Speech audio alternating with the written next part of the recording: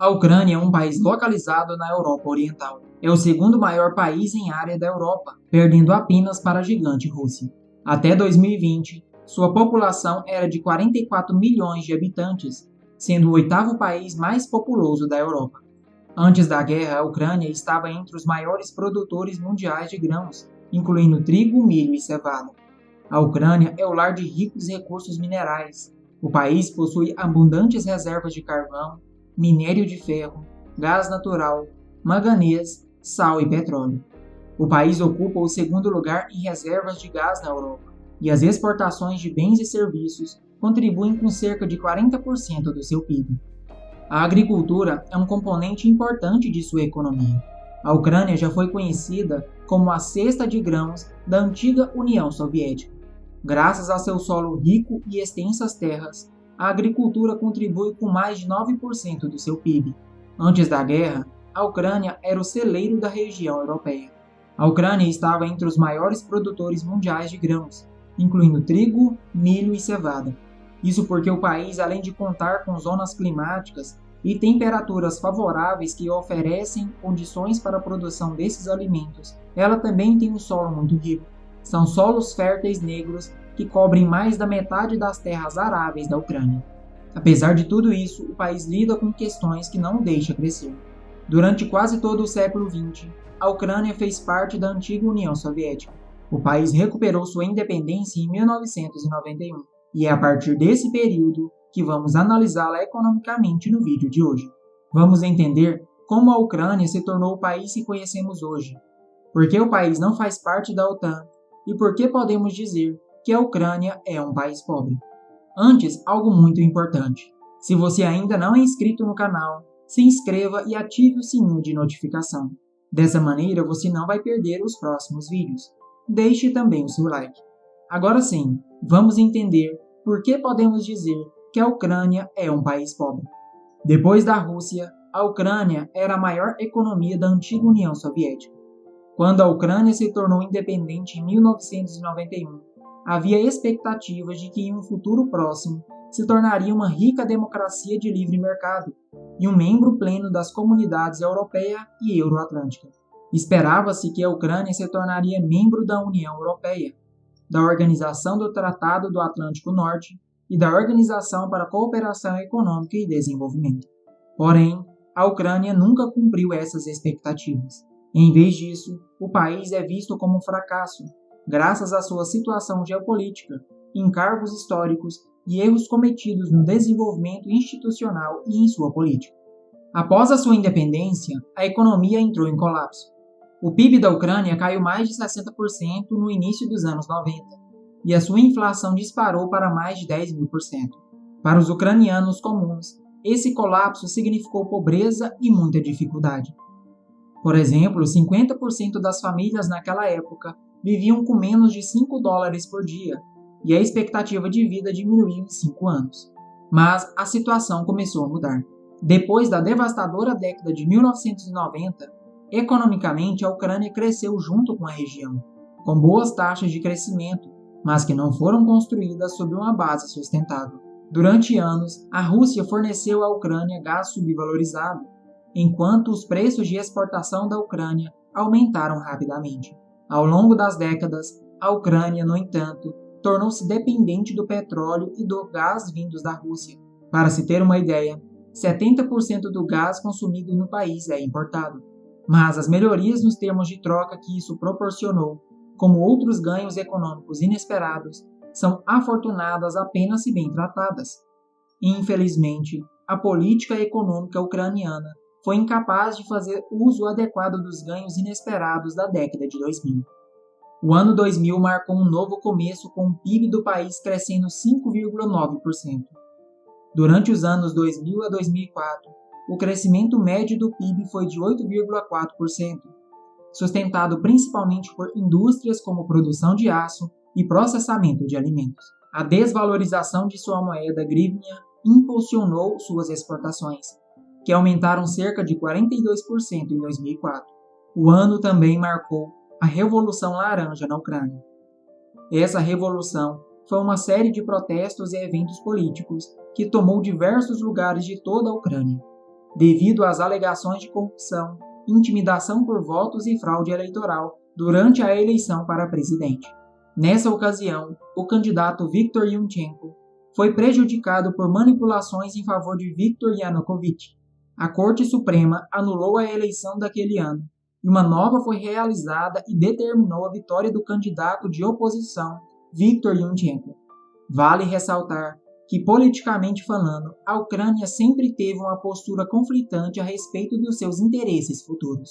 Os ucranianos já demonstraram interesse no Ocidente, mas, ao mesmo tempo, sempre se mantiveram ligados à Rússia por meio de questões políticas e principalmente econômicas.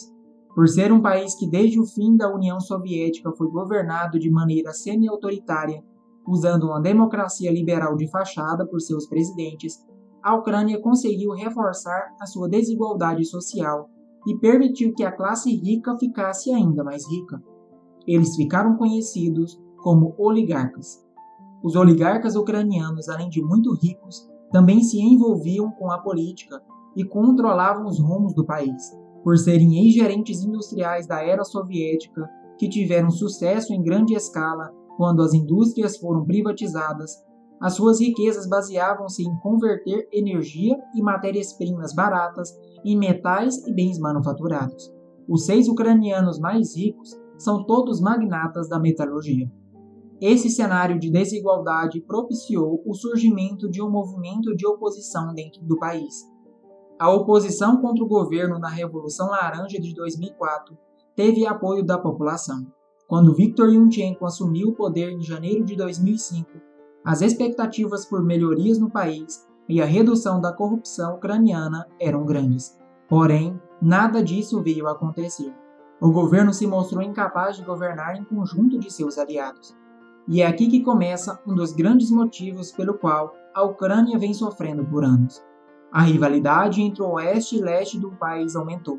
Enquanto o oeste ucraniano manteve-se como pró-ocidente, o leste reforçou sua posição pró-Rússia. A aproximação da Ucrânia com o ocidente desgastou as relações dessa nação com o país vizinho russo, e sua desigualdade e corrupção se manteve. Para se ter uma ideia, a Ucrânia é um dos países mais corruptos da Europa. O Índice de Percepção da Corrupção, que é o principal indicador de corrupção do mundo, colocou em 2021 a Ucrânia com 32 pontos em uma escala de 0 a 100, sendo que quanto maior a nota, maior é a percepção de integridade do país. Como se não bastasse a corrupção no país, a Ucrânia, que sempre manteve relações com a Rússia, sejam elas históricas ou econômicas, na última década vem lidando com momentos de tensão entre eles. Entre 2013 e 2014, aconteceram uma onda de manifestações que ficou conhecida como Euromaidan. Os manifestantes exigiam maior integração europeia, além de providências quanto à corrupção no governo e a eventuais sanções por parte da Rússia.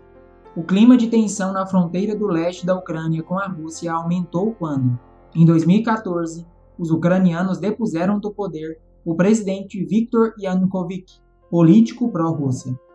A Ucrânia, nesse período, além de sofrer com a segurança, enfrentou graves desafios econômicos. Com o conflito no leste do país e a queda nos preços das commodities, sua economia se viu abalada e contraiu entre 6,8% e 9,8% nos anos de 2014 e 2015. Na época, Moscou anexou a península da Crimeia, no sul da Ucrânia, e apoiou os separatistas que capturaram 2 grandes províncias no leste do país, Donetsk e Lugansk. No dia 21 de fevereiro de 2022, 3 dias antes de invadir o território ucraniano, Vladimir Putin reconheceu a independência das 2 províncias. A medida desrespeita um acordo de paz para o leste da Ucrânia, assinado em 2015. Uma das motivações que conduziram a esse cenário no leste europeu foi a aproximação da Ucrânia com a OTAN e a União Europeia. Muitos se perguntam, por que a Ucrânia não faz parte da OTAN? Devido a fortes pressões russas, a Ucrânia deixou as negociações de lado. Na visão russa, essa adesão indicaria a maior força do Ocidente na região e reduziria a influência russa sobre a Ucrânia. Para o presidente Vladimir Putin e alguns separatistas, o povo russo e ucranianos são um só povo. Se a Ucrânia fizesse parte da OTAN, o território ucraniano passaria a adotar a política de segurança e proteção militar da aliança, o que acarretaria em apoio direto de outros países membros em caso de instabilidade na região. O atual presidente Volodymyr Zelensky sempre defendeu a adesão da Ucrânia nesses blocos, mas viu seu pedido desde o início da guerra ser recusado pela aliança. Segundo líderes da OTAN, essa medida poderia colocá-la em confronto direto com a Rússia e até desencadear uma terceira guerra mundial. Conforme a guerra vai continuando, a crise econômica e humanitária vai aumentando. As consequências dessa guerra não ficam só na região do confronto. Esperava-se que a Ucrânia representasse 12% das exportações globais de trigo em 2022. Egito, Tunísia e Argélia, por exemplo, dependem fortemente da Ucrânia para seu trigo. E há preocupação de fome como resultado do bloqueio da Rússia aos navios que saem da Ucrânia. A situação só vai piorar quanto mais o conflito durar e se os agricultores não puderem plantar suas sementes enquanto a guerra estiver em andamento. A Ucrânia também desempenha um papel crítico na produção de neon, um gás inerte que é um componente-chave para lasers usados na fabricação de chips. A Ucrânia produz 90% do neon semicondutor usado nos Estados Unidos. Ainda não se sabe quantos civis a guerra da Rússia na Ucrânia matou, e não se sabe quando a destruição terminará. Mas é provável que outra vítima da invasão seja a economia da Ucrânia e o progresso que ela fez na transformação de uma economia soviética desequilibrada em uma moderna e diversificada. Os ucranianos têm potencial para se tornarem uma economia de destaque, porém a Ucrânia deve enfrentar a sua corrupção e as fortes influências históricas dos oligarcas, tanto na economia como na política do país. Além disso, deveria criar um mercado mais seguro para investidores, principalmente estrangeiros, pois todos se beneficiam. Para o país, essa é a oportunidade de gerar riquezas, criar empregos e aumentar a produtividade. Enquanto isso não se tornar realidade, a Ucrânia continuará como uma economia pobre. Se você chegou até aqui, me diga nos comentários a sua opinião sobre o assunto. Também me responda: quando a guerra acabar, você acha que a Ucrânia vai conseguir se reerguer e se tornar um país rico? Gostaria muito de saber a sua opinião. Não se esqueça de deixar o seu like e se inscrever no canal. Até o próximo vídeo.